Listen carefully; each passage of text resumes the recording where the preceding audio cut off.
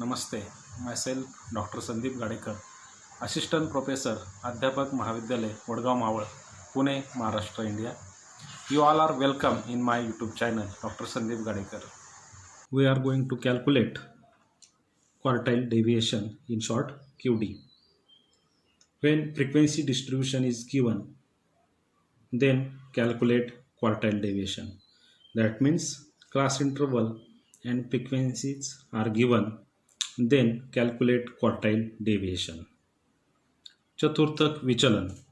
ज्यावेळेस वर्गांतरे व वारंवारिता दिली जाते त्यावेळेस चतुर्थक विचलन काढणे. As we calculate median, same way we are going to calculate quartile deviation. Arrange class interval and frequencies in this way from bottom to top. Write class interval and write their frequencies in front of them. Then calculate I. Here it is, I is equal to 5, means the length of class interval from 0 to 4, it is equal to 5. Then calculate n. By adding these all frequencies, we get n is equal to 32. Then calculate cumulative frequency, means by adding frequencies from bottom to top, we get cumulative frequency.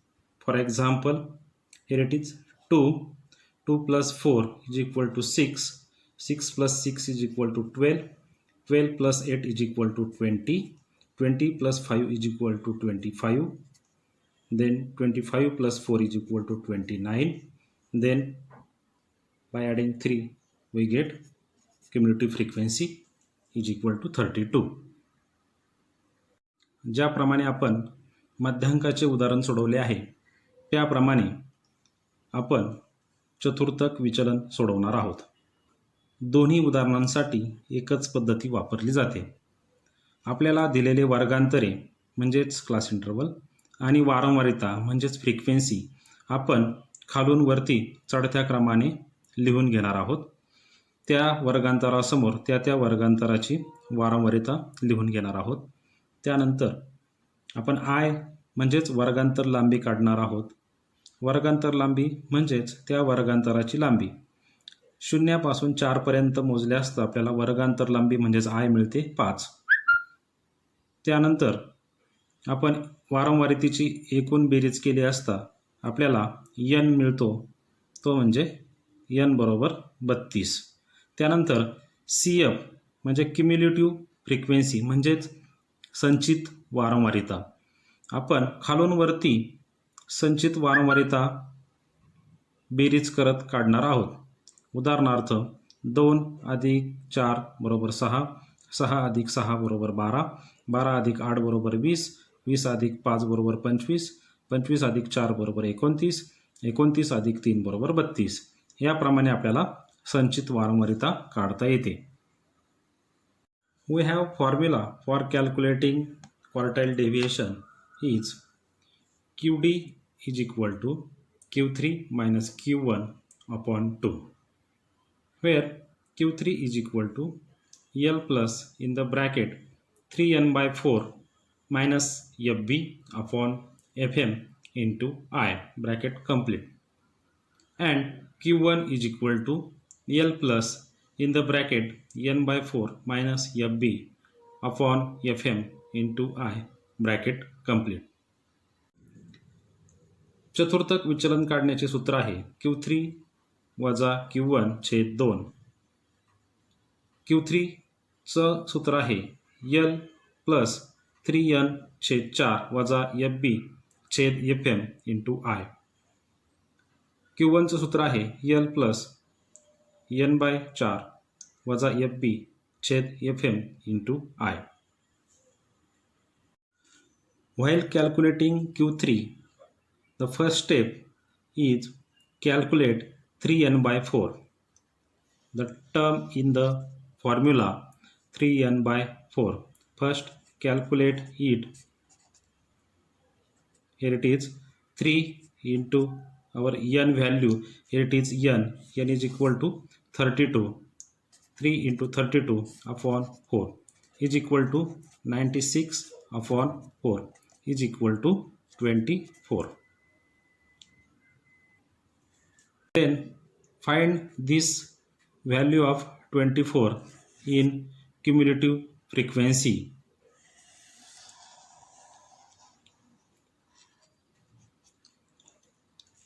And select class interval for calculating quartile. Third quartile means Q3. Here our 24 is situated in 25, not in 20, not in 29. So we select 20 to 29 for calculating Q3. So we have values. Here it is L is equal to, L means lower limit of selected class interval. Here it is the class interval is start from 20 to 24. So here it is the value of L is equal to 19.5. Then we find the value of Fm is equal to 5. Here it is our Fm, means the mean frequency of selected class interval. Then we find the value of Fb is 20, means below cumulative frequency of selected class interval, and it is 20. Then we have value of I, value of n, value of L, value of Fm, and value of Fb for calculating Q3. Same way, when we are going to find Q1, the first step, calculate n by 4 and find its value in the table or cumulative frequency. So we are going to find n by 4, means n is equal to 32 upon 4 is equal to 8. Then find this value of 8 in cumulative frequency, and it is situated into 12, not in 6 and not in 20. Our 8 is situated into 12. So we select 10 to 14 class interval for calculating Q1. Here it is Q3 and this is Q1.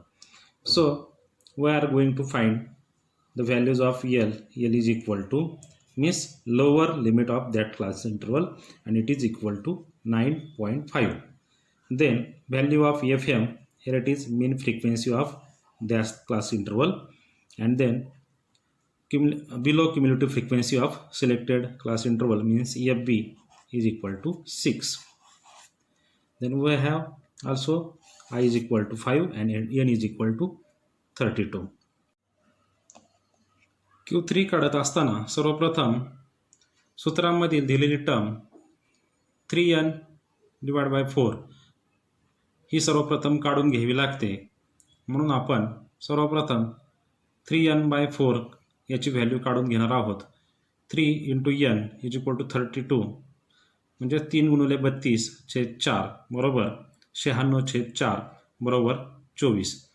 हे आलेलं जे मूल्य आहे 3n bye 4चं, हे मूल्य आपण संचित वारंवारितेमध्ये शोधणार आहोत.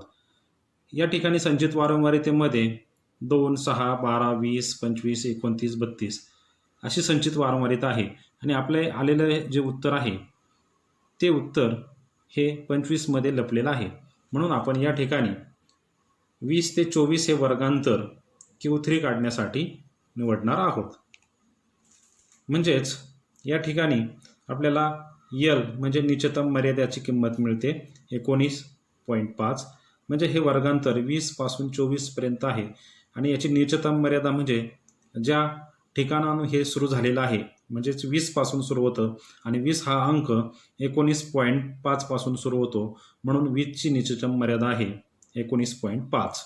त्यानंतर Fm म्हणजे आपला Q3 ज्या वर्गांतरात आहे त्या वर्गांतराची वारंवारिता, आणि Fb म्हणजे ज्या वर्गांतरात आपला Q3 आहे त्या वर्गांतराच्या खालची संचित वारंवारिता. अशा प्रकारे आपल्याला Q3 काढण्यासाठी I बरोबर 5, N बरोबर 32, L बरोबर 19.5, FM बरोबर 5 आणि FB बरोबर 20 या किमती मिळालेल्या आहेत. त्यानंतर Q1 काढण्यासाठी सूत्रामध्ये दिलेली टर्म आहे N/4 म्हणजे N/4. हे सर्वप्रथम आपल्याला काढून घ्यायचं आहे आणि म्हणून आपण या ठिकाणी N/4 काढलेला आहे. Nची किंमत आहे 32/4 बरोबर 8.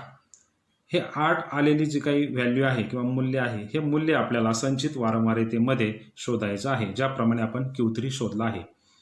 यामध्ये 2, 6, 12, 20 अशी संचित वारंवारिता आहे आणि आपली 8 ही व्हॅल्यू 12 मध्ये लपलेली आहे. म्हणून आपण 10 ते 14 हे वर्गांतर Q1 काढण्यासाठी निवडणार आहोत आणि म्हणून आपल्याला Lची किंमत या ठिकाणी मिळते 10 ते 14 वर्गांतर असल्यामुळे 10ची निश्चितम मर्यादा आहे 9.5.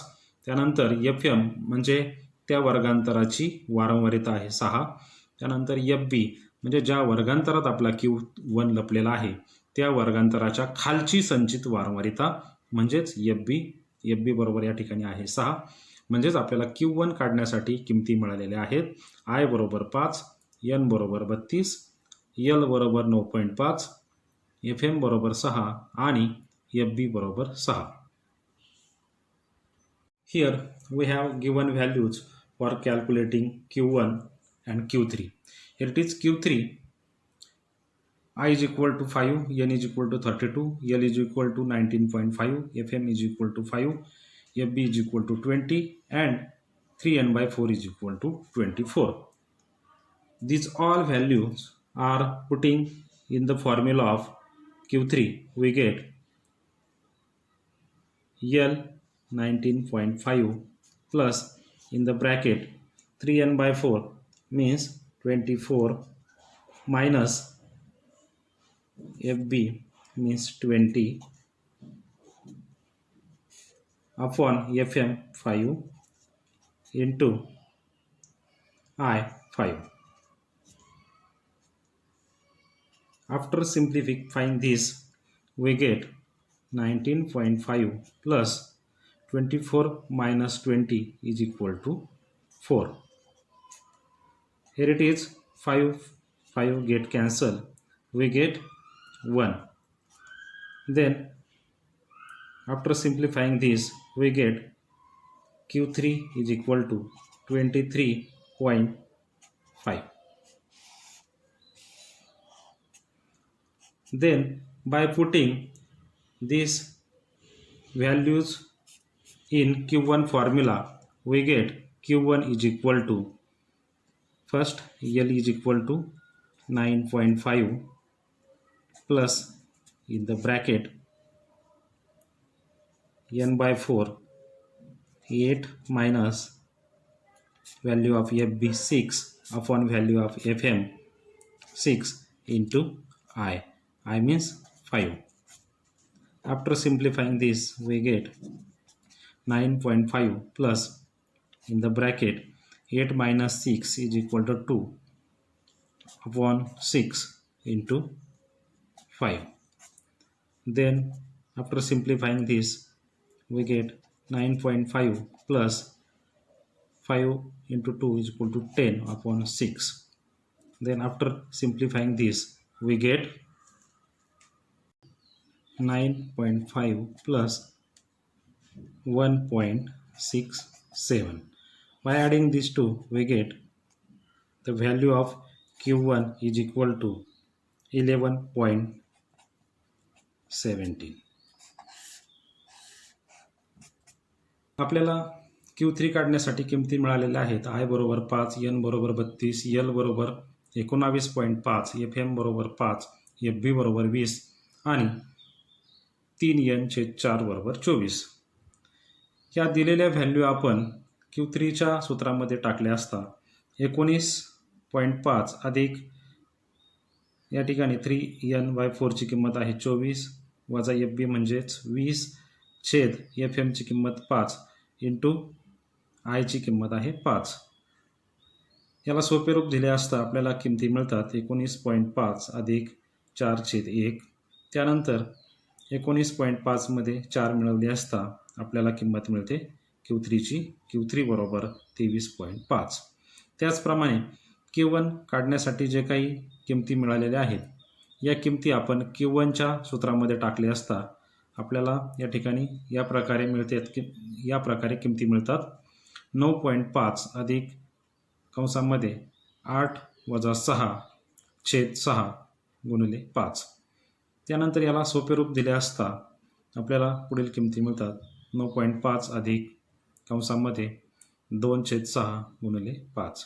त्यानंतर याला सोपे रूप दिले असता आपल्याला 1.67 मिळतात आणि ही किंमत 9.5 मध्ये मिळवली असता आपल्याला Q1 मिळतो 11.17. Now we are going to find the value of QD is equal to Q3 minus Q1 upon 2. Here it is. We have given value of Q3 is equal to 23.5 minus the value of Q1 is equal to 11.17 upon 2. Then we get, by subtracting this, we get 12.33 upon 2. By dividing this, we get the value of QD is equal to 6.17. आता आपण QD काढणार आहोत. QD म्हणजे चतुर्थक विचलन. QDचं सूत्र आहे QD बरोबर Q3 वजा Q1 छेद 2. या ठिकाणी आपण Q3ची किंमत काढून घेतली होती. Q3ची किंमत आली होती 23.5 वजा Q1ची किंमत 11.17 छेद 2. यानंतर वजाबाकी केली असता आपल्याला मिळतात 12.33 छेद 2 आणि म्हणून या ठिकाणी QDची किंमत आपल्याला मिळते QD बरोबर 6.17. The interpretation of given problem is the first quartile means Q1 of given frequency distribution is 11.17 and the third quartile means Q3 of given frequency distribution is 23.5. Hence, the QD of given frequency distribution is 6.17. अर्थनिर्वचन. दिलेल्या वारंवारिता सारणीचे प्रथम चतुर्थक हे 11.17 आहे व तृतीय चतुर्थक हे 23.5 आहे. म्हणून दिलेल्या वारंवारिता सारणीचा चतुर्थक विचलन हे 6.17 एवढे आहे.